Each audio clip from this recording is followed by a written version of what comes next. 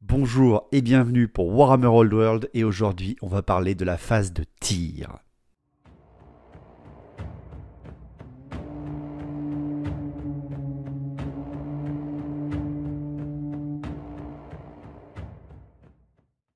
Alors, il y a une semaine, Games Workshop nous a annoncé un nouvel article. Encore une fois, ils ont bien l'air de fonctionner comme ceci désormais. Les lundis après-midi, nous avons sur le site de Games Workshop une nouveauté sur les règles de Old World, un petit teasing, une présentation succincte avec quand même pas mal de petits détails. Et aujourd'hui, je vais vous faire une espèce de résumé de qu'est-ce qu'ils ont dit par rapport à cette phase de tir, ou en tout cas, qu'est-ce qu'ils nous présentent.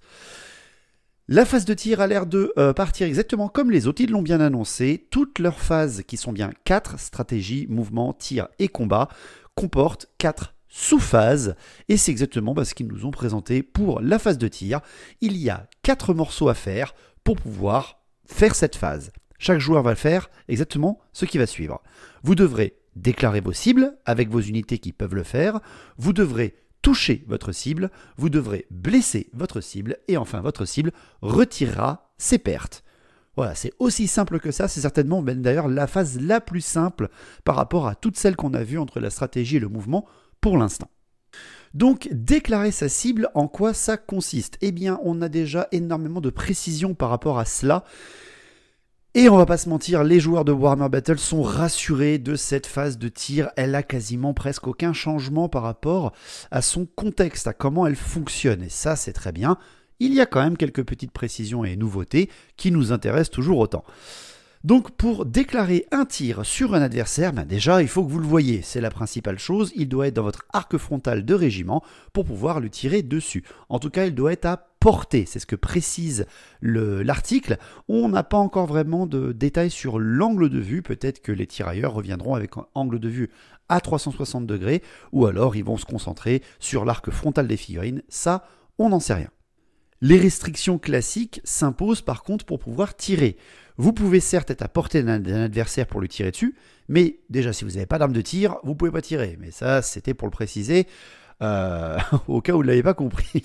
Surtout, le fait de pouvoir tirer est autorisé seulement si vous n'avez pas chargé, qu'elle soit réussie ou pas, c'est pas précisé la charge, mais en tout cas, si vous êtes au corps à corps, vous n'avez pas le droit non plus de tirer, ça aussi c'est précisé dans l'article. Vous ne devez pas avoir fait une marche, alors pas un mouvement, mais rappelez-vous, il y a le principe de la marche forcée, donc ça aussi c'est précisé, et également vous ne devez pas être en fuite. Alors en fuite, rallier, c'est pas précisé en détail là aussi, donc peut-être qu'on pourra tirer après cette rallier, mais ça on n'en sait rien, c'est pas précisé. C'est précisé flee in the last turn, donc ça va être un peu compliqué, on verra ça en précision. Très certainement vous ne pourrez pas tirer après vous être rallié, mais ça les joueurs de battle connaissent. On va attendre les règles. La dernière petite précision que nous avons par rapport au nombre de tirs que l'on peut faire avec nos unités qui ont des armes à distance, quasiment l'article nous parle de presque toutes les armes où les figurines ne pourront tirer qu'une seule fois, ce qui va peut-être nous enlever des tirs multiples pour certaines unités, mais ça on en parlera un peu plus tard. Et surtout, ça c'est la précision de l'article que beaucoup attendaient et que les joueurs de V8 là par contre ne connaissaient pas en termes de metagame. Eh bien, on ne pourra tirer qu'avec le rang de devant. Et oui, on ne peut plus tirer sur 2 rangs, ou alors les OL sur 3 rangs, ça c'est pas précisé, mais en tout cas, on ne peut tirer que sur un rang à Old World, donc est-ce qu'on va revenir au très grand régiment très allongé pour pouvoir bien tirer? On n'espère pas, bien sûr, mais il y a aussi quelques précisions par rapport à ça. Certaines unités pourront tirer sur plusieurs rangs, peut-être le deuxième ou peut-être plus, on n'en sait rien. Mais en tout cas, on pourra tirer sur un rang supérieur si on possède 2 applications de règles, soit si on est par exemple ce qu'on appelle le tir de volée, donc très certainement les arcs pourront tirer sur 2 rangs, mais aussi si on est sur une colline, parce qu'on est en légère pente et on aura le droit justement de tirer. Ça, les joueurs de la V6 ou de la V7 s'en rappellent. Je vous laisse donc imaginer les lignes de tir des nains sur leur colline. Voilà, ça va être toujours agréable de voir ça en face de nous. Donc ça, c'était la première phase de déclarer ses cibles. On peut tirer seulement dans certaines conditions, et seulement le premier rang peut tirer, là aussi, selon certaines conditions. La deuxième sous-phase de cette phase de tir, c'est toucher sa cible. Et ça aussi, ça on l'attendait vraiment. Ça on l'attendait vraiment de savoir qu'est-ce qu'il nous annonçait pour Old World. Est-ce qu'on va avoir un profil unique de tir pour le personnage selon l'arme qu'il porte, quel que soit le contexte, comme dans AOS ou comme dans 40K. Eh bien non, et ça fait plaisir. On va avoir un tableau de CT, capacité de tir, de notre personnage. C'est-à-dire qu'on a un archer au elfe, par exemple, en battle, il avait CT 4. On avait un archer humain, il avait CT 3. Il tirait moins bien avec son arc qu'avec celui qu'un haut elfe, par exemple. Et donc, Games Workshop, avec cet article, nous annonce bien qu'il y aura toujours le tableau de CT. La CT1 vous fait toujours réussir vos tirs sur un 6, parce que vous êtes nul au tir. Une CT qui peut monter jusqu'à 10 vous permet d'avoir un tir de plus en plus précis. Ça, c'est une valeur qui est fixe sur le tableau. Le 1, le 2, le 3, le 4, le 5, le 6, le 7, le 8, le 9, 10. Tout ça ont une valeur pour réussir votre tir grâce à la CT. C'est le tableau qui vous le donne. Mais les modificateurs de tir sont toujours là. Et oui, et ça aussi, c'est important d'avoir toujours ça. C'est pas parce que ton mec est super doué avec son arc qu'il va tout le temps tirer pareil. Non, il y a toujours les modificateurs que l'on connaît dans Old World par rapport à Warhammer Battle. On s'en rappelle. Et ça donne un petit peu de sel par rapport au tir. Donc, si jamais vous vous êtes déplacé durant cette phase, vous aurez -1 pour toucher, quel que soit votre CT. Vous avez également -1 si vous êtes chargé par un adversaire et que vous voulez lui tirer dessus en riposte, parce que oui, vous êtes chargé par de la cavalerie, vous flippez un peu quand même, on va pas se mentir. Pareil, si vous êtes à longue portée de votre arme, donc l'article nous précise bien qu'il y aura des portées longues et des portées courtes, ça c'est toujours intéressant. Et bien si par exemple votre arc tire à 30 pas, et bien si vous êtes à 16 ou plus, donc plus de la moitié, vous aurez aussi un -1 pour toucher, parce que même si tu es un elfe, tirer à longue distance, faut être plus précis, donc c'est plus dur. Et enfin, si votre ennemi est légèrement à couvert vers un bâtiment, dans un décor, dans une forêt peut-être, ça on n'a pas de détails sur le couvert, et bien là aussi on aura du -1. Donc ça peut se cumuler très très vite les malus. Imaginez la CT3 des personnages nous indique qu'ils toucheront sur 4+, il suffit qu'ils bougent et que leur cible soit à la portée maximale de leur arme, eh bien, ils ne toucheront plus que sur du 6. Eh oui, c'est... Alors, on n'a pas la précision si c'est cumulatif comme dans les autres versions ou alors c'est seulement un seul modificateur. On n'en sait rien. J'espère qu'ils vont conserver le fait de modifier tout ça. Pourtant, je suis joueur Elfe Sylvain. Mais bon, nerfer les tirs ou en tout cas éviter que tout le monde touche sur du 4+, du 3+, du 2+, toute la game. C'est toujours bien. Parce que les commandeurs taux qui volent et qui te balancent 30 tirs, qui touchent à 2+, relance, qui blessent à 2+, relance, ça c'est chiant. Donc une fois que vous avez touché votre cible, vous avez fait la moitié de la sous-phase, oui, c'est déjà pas si mal, enfin la moitié de la phase, vous devrez ensuite blesser votre cible. Et là aussi, Games Workshop nous rassure, la force de votre tir dépendra bien de l'endurance de votre tir. Le jet de blessure dépendra de votre force et de l'endurance de votre cible. Le tableau revient là aussi, et ça nous a rassuré, nous autres joueurs de Battle. Beaucoup de gens qui vont découvrir cette vidéo, qui ne connaissaient pas Warhammer Battle avant, qui sont juste curieux, déjà merci d'être là. Mais surtout, ne vous inquiétez vraiment pas, c'est quasiment le même que 40K en termes de tableau de blessure, mais surtout, c'est très rapidement compréhensible. Si votre flèche, qui a une force 3, arrive à toucher, elle va devoir blesser, on va dire, un humain. Votre flèche de force 3 doit blesser un humain qui a une endurance de 3. C'est simple. Vous avez la même force que l'endurance de votre adversaire, eh bien vous avez une chance sur 2 de le blesser. Voilà, vous avez un 4+, 4, 5 ou 6. Facile. Cependant, si par exemple votre force a 1 point de plus que l'endurance de l'adversaire, votre force 3 frappe un skink qui a endurance de 2, et bien là vous blessez sur 3+. Vous avez 1 point de plus pour blesser, c'est plus facile. Pareil, si votre force est de 2 points supérieure à l'endurance de votre adversaire, là vous blessez sur 2+. Il n'y a que le 1 qui sera un échec. Le 1 restera toujours un échec pour blesser, comme d'ailleurs pour toucher, c'est la même chose. Mais il y a une petite subtilité qui revient à Old World qu'on n'avait plus en V8, et ça qui va rassurer beaucoup de monde avec les gros monstres. Les endurances très grandes, endurance 8, 9, 10, 11, non, ça s'arrête à 10, les grosses endurances du jeu vont être immunisé à la blessure sur les petites forces de tir. Parce que le fait de blesser plus facilement quand l'endurance de l'adversaire est petite par rapport à votre force, ben elle s'inverse. Si l'endurance de votre cible, elle est plus grande que votre force. Je reviens avec mon tir de force 3. Vous tirez sur un nain qui a une endurance de 4, force 3, mais l'ennemi a endurance 4, et bien là, vous blessez plus sur 4+, vous blessez sur 5 ou 6 seulement. Alors que c'est juste un nain.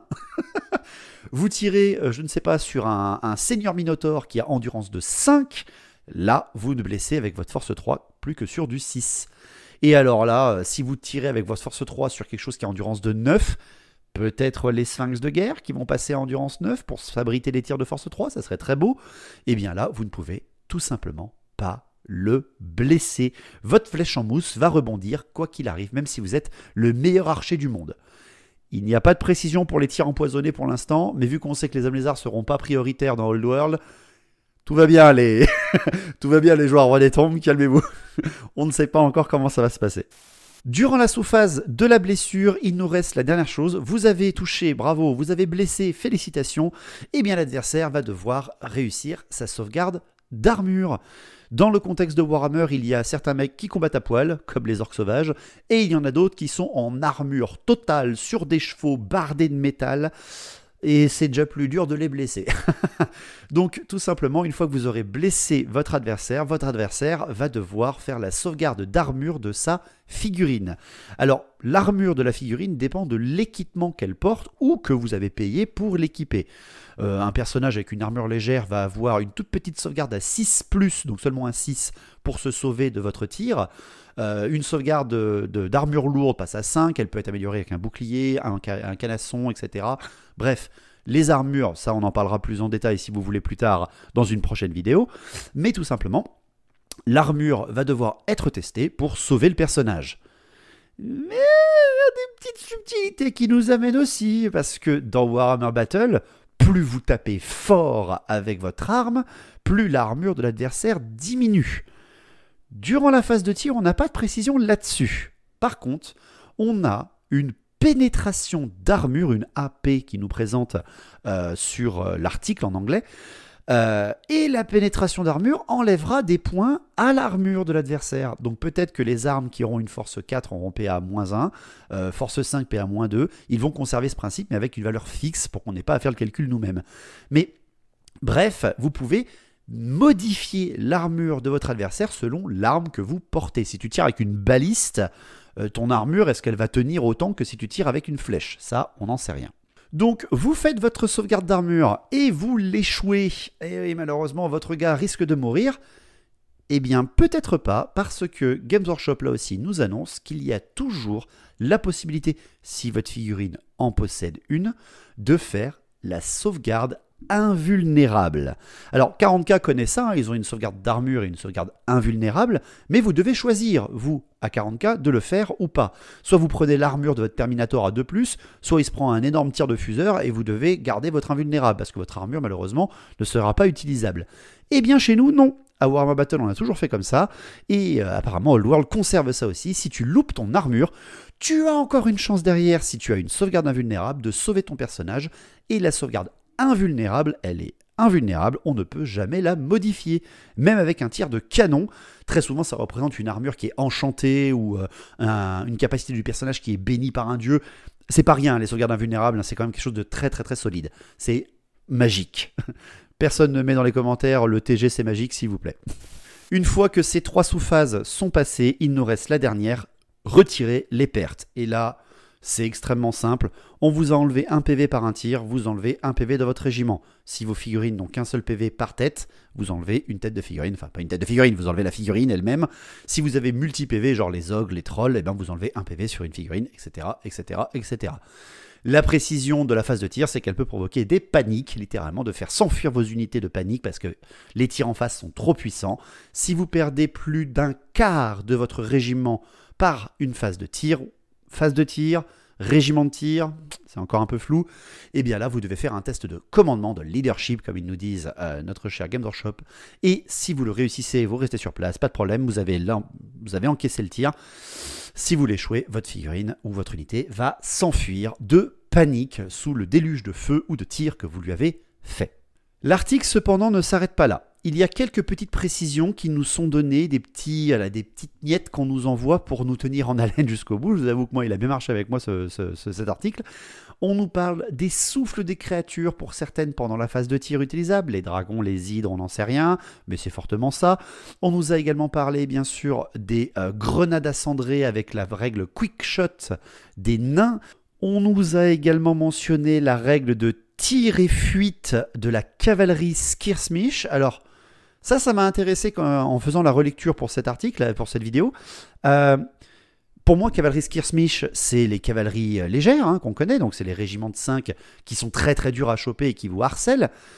Mais on se rappelle que Skirsmish, c'est aussi une formation de mouvement, avec des figurines qui sont très écartées l'une des autres. Et là, je me suis dit, tiens, ça se trouve, Games Workshop, ils vont nous faire des cavaliers tirailleurs pour la cavalerie légère. Et comme je sais que certains des joueurs de la commu ont des PTSD dès qu'on parle de cavalerie légère, alors cavalerie légère tirailleur, moi ça m'a fait rire. Ensuite, bien évidemment, il y a la précision que la magie est bien présente pendant la phase de tir, la magie d'attaque, la magie de projectile. Vous allez pouvoir faire vos missiles arcaniques, genre la Fireball, qui a une portée de 24 pas, qui se lève depuis à 8+, je crois, et qui fait 2d6 touches, force 4 dans l'adversaire sans en faire de PA. Ça, c'est toujours intéressant de le savoir. Tu peux blaster de loin tes adversaires, vu que c'est la phase de tir, tu tires de loin. Il y a également les vortex qui sont apparemment représentés pendant la phase de magie. On en a un, le vortex du chaos, si je ne me trompe, qui peut se lancer à 15 pas et qui a un petit peu changé par rapport aux anciennes versions. On ne démarre plus le vortex depuis le pied du sorcier et il avance, mais juste on indique là-bas et on le balance, et après il dévie et on regarde ce qui touche, et tout ce qui touche, ça se prend de la force 3 sans PA. Il dévie. Ah. Et ça aussi pour la phase de tir c'est important, et ça nous a fait extrêmement plaisir aussi de revoir ça pour les joueurs de Warhammer Battle. On parle bien de gabarit, on parle bien de déviation, et oui, ces fameux dés aléatoires, pensés pour le dé maudit qui s'appelait littéralement comme ça pour le dé d'incident de tir, eh bien ils reviennent, ils sont bien toujours là plutôt. On a une précision par rapport au vortex, on a bien le gabarit de 3 pas qui revient avec la déviation, donc le dé avec la flèche ou le hit. Et surtout, l'article nous propose également de découvrir 2 armes qu'il nous présente, le longbow, donc l'arc long, qui tire à 30 pas, qui a une force de 3, alors qu'il y a une armor bane de 1, donc est-ce que ça sera perforant de 1 point de plus, est-ce que ça fait un coup fatal sur un 6, on n'en sait pas vraiment grand chose, qui a le tir de volée, c'est donc que les arcs longs pourront tirer sur 2 rangs pour eux. Et surtout, on a la catapulte à crâne hurlant de Khemri qui apparaît. Une catapulte un peu moins forte que celle qu'on a pu connaître à l'époque, mais qui nous donne plein de détails. Ça, je vous laisserai le découvrir avec l'image qui est à côté de moi. Mais c'est surtout qu'il y a bien la petite précision du misfire dans cet article par rapport à la catapulte. Donc, on a bien toujours l'incident de tir qui sera prévu. Et donc, le fameux démaudit de l'incident de tir que les nains s'en moquent parce qu'ils ont des runes de forge pour tout relancer. Donc voilà pour ce qui est du résumé de cette phase de tir. Elle est au final comme celle qu'on a connue. Quasiment, il n'y a quasiment rien de vraiment changé. On n'a pas eu de précision sur du tir multiple, ça on n'en sait rien parce que les malus de -1 pour toucher ne parlent pas de tir multiple. Est-ce qu'il y aura des tirs multiples ou pas dans le jeu? On ne sait pas vraiment. On attendra, encore une fois. J'espère que cette vidéo a été suffisamment compréhensible et que ça vous a plu. Merci à tous d'avoir suivi ça. N'oubliez pas de partager, de nous faire connaître. Vous connaissez des gens qui ont envie de commencer Old World. Montrez-leur ces vidéos. Vous avez envie même de favoriser la chaîne. Faites-le. Merci à tous. Et on se retrouve la semaine prochaine pour la phase de combat. Et elle est géniale. Allez, portez-vous bien et à la prochaine. Ciao.